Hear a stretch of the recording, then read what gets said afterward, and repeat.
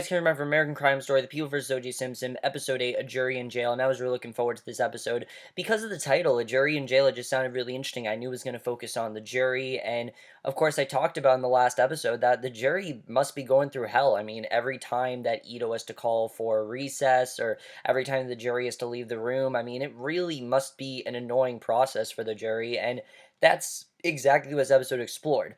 Do I think the episode explored it as best as it could? No, I really don't think it could. But honestly, you can't really explain, I think, everything the jury went through in one episode. They pretty much did, but this was the weakest episode of the season. Because of the jury being the most focused, some of the secondary characters were pushed back a bit. We didn't really get as many amazing scenes as we did, but I still really enjoyed this episode. Definitely really did enjoy it, but it focused a lot more on the jury and the trial than it did on the characters. But we did have some amazing scenes in this episode, and also kind of a more humorous episode. Like, this was probably the funniest episode we've had so far, because there actually were some funny moments, which I definitely enjoyed.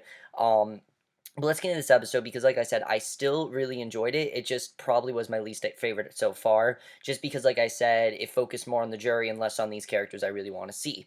So I love the way this episode starts, though, because we begin in this conference room in a hotel where we see this crazy race riot starting out, and basically right away we see that they are switching officers, and they're really upset about this because they were promised officers, and they don't really know what's going on, why they're switching officers all of a sudden, and what's happening there, and that has to be something really annoying. I mean, just the fact that this officer is not at all like the other ones they've known, this guy's much tougher and things like that, they really don't enjoy it. And we also learned that they were supposed to be there for 2 months, and they've been there for 8 months, and obviously they're really pissed about it because, they're waiting. And think about the jury in general. I mean, when you are assigned jury duty, it's only supposed to be for a certain amount of time. They were probably told 2 months, and they've been there for 8 months, away from their family, cut off from the rest of the world, not able to do anything, having to be sequestered with probably people that some of them probably don't really like. I mean, it's a really annoying situation. And we then see 8 months ago, when they're in this ordeal, they pretty much think this is going to be like a vacation. They're really enjoying it and everything, and they think it's going to be paradise. But then once they get in, they realize that it's not going to be great. We see their original arrival at the hotel, in which they'd be sequestered, and a few were feeling pretty jazzed that they were very happy about it. But within minutes, they were all being yelled at very harshly by uniformed officers, and also they weren't allowed to read magazines, watch TV, or even take a dip in the pool, which was a pretty funny scene. I like the montage of them doing all these things that are wrong, which are everyday things, but they can't really do that. They have to focus on the case, and that's all they can do, which is very interesting that we saw that. I mean, just the things that they can't do. And these are everyday things that, really aren't going to do them wrong. I understand why they want them to do that, because they don't want to see any media coverage, and they don't want them to influence their decision over the media coverage. I totally understand that. But obviously, it's really maddening for that to happen. Obviously, they're really upset about that. So right away, things are not good for them. They're really upset, and there are all these arguments that are breaking out between the jurors that reflected tons of racial tension. Like, some of them are black and some of them aren't, and there's a lot of clashing with that, which was interesting. But I gotta say, there wasn't really any characters that stuck out here. I thought they were good characters, but I didn't really think any of them really stuck out, and that's the thing for me. I just felt like we didn't get to know these characters as well as we could have. I mean, we did to a degree, but I do think that some of the characters are kind of wasted here. We see all the white people wanting to watch Seinfeld, while the others wanted to watch Martin. It's kind of a funny scene because the black people in the jury don't even know what Seinfeld is, and then the whites don't even know what Martin is. I haven't even seen Martin. I heard it's a good show, but I haven't seen it. I have seen episodes of Seinfeld. It's a pretty funny show, if you ask me. But basically, they all vote on Martin, and it's a fun scene. Definitely, I enjoyed seeing that. But it did keep things. It did keep us from getting to the things we really wanted to see. I definitely will say that. But with that said, we did get to see some really good scenes with the trial, so we can tell right away this is a very annoying experience for them. They're not really enjoying what's going on, and I thought it was a good introduction to the jury that we saw. And then we finally get back to what we want to see, because we see the dream team. They are over the moon over what's happened. They're very happy that the gloves didn't fit and everything, and they're saying that they're winning, definitely, because they are winning, as we know, and that everything's going right, and even Simpson's feeling pretty good. They're playing this poker game that they're using Skittles for money, which I thought was pretty funny. But then we see the DA side, everyone is pissed. Gil is definitely blaming Darden for this. He's blaming Marcia, actually, but Marcia blames Darden. And I like Darden's point that really he didn't know if the glove didn't fit. Like, he kind of feels like the glove did fit, and that, definitely there was something that Simpson was hiding. And it also makes her kind of not like Darden anymore. Like, it really seems like their relationship is kind of over. Like, they don't really have many scenes in this episode together. It really seems like this has kind of divided them, and I do feel that maybe they'll be able to patch things up, but there's none of that in this episode. Things just keep getting worse for them here.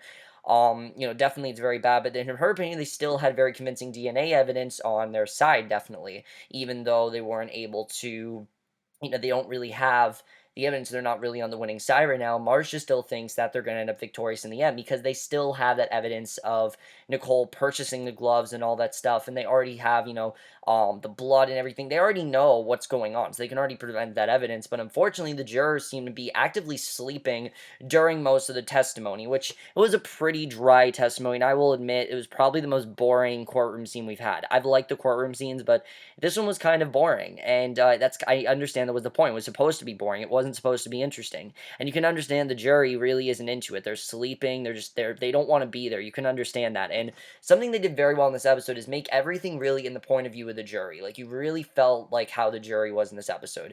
This was maddening. It was tiring. You didn't want to be there anymore, and that's very much how the jury was. They just didn't want to go through this anymore. They understand they're in this trial, and they understand why they're there and everything, but they really just want to go home, and you can't really blame them. I mean, they were cut off from the world. They can't see their kids and everything. They want to go home. That's really what it is. And we see the DNA specialist, Barry Scheck, was further bullied by the defense into admitting all the flaws in his testing methods. Very interesting. And to make matters even worse, the guy left the stand humiliated and then basically did a running high five of all the lawyers, which caused the jury to wake up long enough to give him a lingering side eye. Very interesting scene overall. You can definitely see, like I said, the dream team seems to be winning, and the other side isn't really winning. The dream team is really victorious in this episode. They're really happy and everything, while the other side really isn't happy. This is really the only courtroom scene we get through. The other courtroom scenes involve the jury, which I'll get into, but then we get an amazing scene. Really the only big scene with Marcia in this episode, but it still was a very effective scene because Marcia is clearly losing, and she knows that, and she just needs to break something. She needs to break something. She goes to her office, she takes all the paperwork and just starts shoving things and taking things off desks and messing with paperwork and things like that. She just can't take it. I mean, her case is falling apart, just like her life is kind of falling apart, and you gotta feel bad for her, again, especially after Marcia, knowing what she's going through. You have to think that the media circus, all that coverage is still out there. She's still being targeted because of that. The whole thing with her husband, Gordon, is still going on, and I like that when it wasn't focused on the jury, it really was focused on Marcia. And ever since Marcia, it really seems like Marcia is our main character. I really have always said she is, and I still think that she kind of is our main character on the show. I mean, just the way that they did this scene was really incredible. I think she really killed it. And again, especially since the episode wasn't focused on her, I still really love the way the scene was done. Really great stuff. And I really felt bad for her because, like I said, she really wants to be winning, but I think she's realizing that they are on the losing side, that there really is no winning out of this. And I think she knows that. And that's the thing that I think scares Marcia the most, the fact that they're not winning. So, most of the episode we see though has to do with how ugly it got between Cochran and Marcia when it came to manipulating the demographics of the remaining jurors.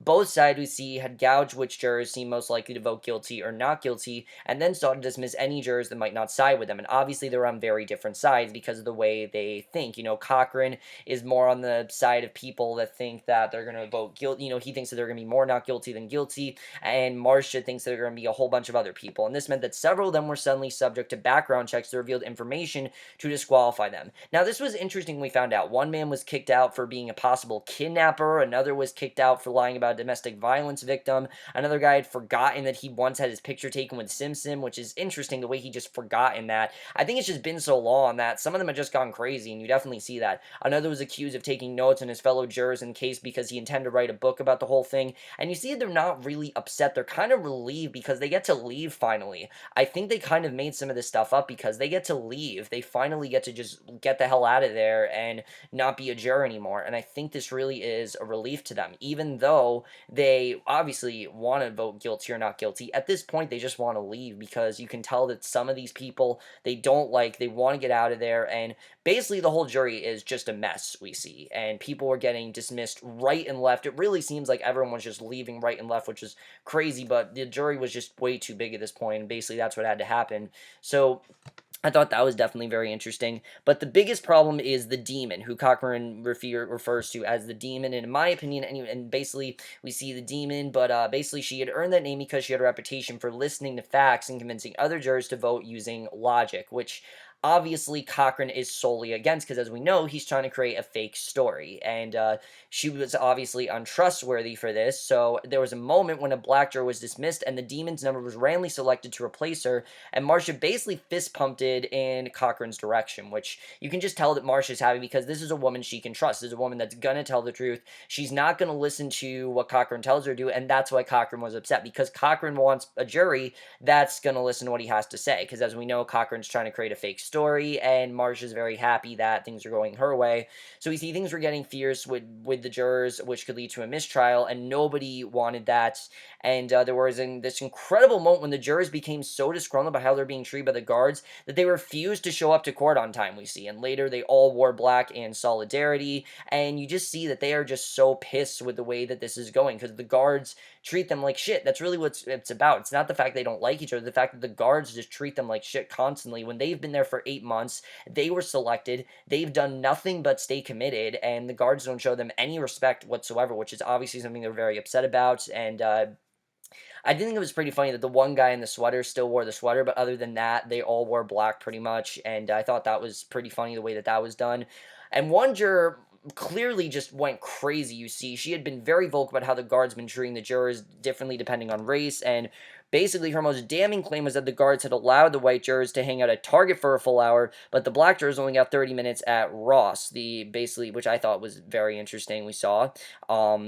And basically I definitely thought that was very interesting that we saw that. And if you don't know what Ross is, it's like a thrift shop, I guess. I didn't know what it was, but apparently it's like a thrift shop. I've never heard of it, but I guess it's a thrift shop that's not really around anymore. I don't know if it's still around, but I don't go to thrift shops, so I wouldn't really know. But that's very interesting. So eventually, after the defensive, very obviously attempt to get the demon kicked off the jury, because obviously they want him gone, because he's not going to listen to Cochrane's claim. She's not going to listen to Cochrane's claims. She's going to tell the truth, and therefore they don't want her. They give her this anonymous letter claiming that an old white woman was shopping a book, and basically Marcia and Cochrane come to a truce to stop king jurors off the jury. And I like this. I like that they actually dealt with this maturely. Like, they actually said, all right, we're not going to do this. We're just going to keep jurors on. And again, this trial has been such a colossal pain that everyone involved, nobody wanted mistrial under any circumstances. They just want this trial to end at this point. And I think everyone really wants that. I mean, the trial's been going on for so long that they just want it to end. And even though things are turning out well for one side and not turning out well for the other side, I think they both just want it to end. They want a verdict at this point. They just want to reach, who's going to be, if he's guilty or not, and they just want to go home. That's really what it's about. And you definitely see that for all the characters. Maybe not so much Cochrane, maybe not so much Shapiro, but all the other characters you definitely see that for. Shapiro had like nothing to do in this episode. I don't even remember really seeing him that much. But Cochrane offers Marcia a cup of coffee, which was a strictly diplomatic move. And I thought it was interesting, though, because we know these two don't really get along. It was clearly just to be, a good Samaritan and things like that, but it was still kind of a touching moment because they've both gone through a lot, definitely. Marcia in the sense of the media and what's happened to her and then her kids and everything, and Cochrane in the sense that, Cochrane in the sense that he, has kind of, I think, lost his wife and things like that has come up. Well, we think he's lost Dale. I think he definitely did lose Dale a little bit. And you see that they definitely have a newfound respect for each other. Like, they really understand each other. They understand what's going on. And I like seeing that's a good scene. And I definitely like the way we saw that. And we also see that it seems like they are going to continue the professional relationship, which I thought was really good. I definitely like seeing that, and it was a nice scene, definitely, especially after some really tough scenes between them, which really weren't dramatic scenes because, like I said, they were kind of portrayed for comedy, which I thought was interesting. I like that they came to a truce. I definitely like seeing that. Very good stuff there. But then here's when the episode gets really good because at this point I was like, all right, this is an okay episode. I wasn't really loving the episode so far. I thought Ito was shown way too much. I understand that he had to have a say in the jurors, but just at this point I wasn't caring as much. And it wasn't so much that the jurors weren't interesting. It's just that I don't really think we got to focus on them enough. Like I really wanted to see more of these characters. I wanted to care about them. And I understood they just want to get out of there and things like that, and you had to put them in your situation. But I really wanted them to do maybe just a little bit more with them. Maybe flesh out the jurors a little bit more, but it's fine. I really wasn't upset with that because the last three scenes of this episode are gold. They are incredible. I love the way they were done because the Dream Team grows concerned that they have no longer have the numbers on the jury, so they toy with the idea of putting Simpson on the stand. He says that they should put him on the stand so he can unleash his signature charm, which would be a good idea because one, they like him. Two, he could say word for word what he saw and what he did and everything. But then they did a mock cross-examination in which he was forced to answer all the domestic abuse charges against his slain wife, and he basically gave them no good explanations for anything. He has this smile on his face like he definitely is a killer, and it's probably the creepiest we've seen Simpson so far. We've seen Simpson creepy, definitely, but we've kind of sympathized with him a little bit, like we know what he's going through, but this 100% confirms that Simpson definitely killed Nicole. Without a doubt, he killed Nicole. We know he did that, and I think Robert knows that as well because then we get this incredible scene with Robert. I love the way this scene was done. David Schwimmer has killed it, but this really, I think, was his big scene. He had a big scene in the last episode, don't get me wrong, but this, I think, really was his time to shine. He really killed it here. Basically, knowing that Robert was this killer, it made Robert feel very guilty because Robert has known him for 8 years. He's been friends with him. He's defended him. He's stayed on this case for him. He's tried to help him psychologically, mentally. And knowing that probably a lot of what Simpson was doing was just faking it and trying to cover things up, I mean, he obviously feels really upset. And also, he feels very upset because he trusted Simpson over Chris, and he really feels bad that he didn't trust Chris, and I like that they had this really nice heart-to-heart where he apologized to Chris because they really do understand each other, and Chris tells him that he should just get off the case, move on and everything, but he says he can't do that because the media circus is already so bad that it'll just get worse, and it's just going to ruin everything for everyone, which I really do agree that it would just make things worse, and I like that they're finally on the same page. Chris and him for a while was on a very rough patch, but now it seems like they're on the same page, and they kind of got away from making fun of the Kardashians. And yeah, maybe they'll make fun of the children a bit, but Chris is a good woman. Like, she's a good woman. She cares about Robert, even though things didn't work out for them. I like that they're still friends. I like the way that was done. And Chris is also happy because she, of course, always knew that Simpson murdered Nicole. She just always knew. She never liked Simpson, things like that. And obviously, I like the way that was really handled. I like that they've made amends. And I like that Robert is now feeling guilty. Like, he really broke down, and you see that he really does have someone. And that's the thing. Robert was looking for other people, and he's realizing there aren't any other people because there's no way that Simpson couldn't have done it. That's really what it is. At this point, there's absolutely no way, and I think Robert knows that, and I think he's known that for a while, but he just didn't want to admit it because Simpson's his best friend, and he didn't want to have to, put him on trial, but now he's realizing that he did do it, and he really, even tells Chris that I want to get away from it after this trial. I just want to get away. I don't want to see him anymore, and like I said, you can really see that everyone's really growing tired of this trial, which I thought was very well handled in this episode, and I definitely really enjoyed that. But then the ending of this episode was very interesting because I thought it was just going to end with that nice scene between Robert and Chris, but it doesn't end there, obviously. There's something much more going on.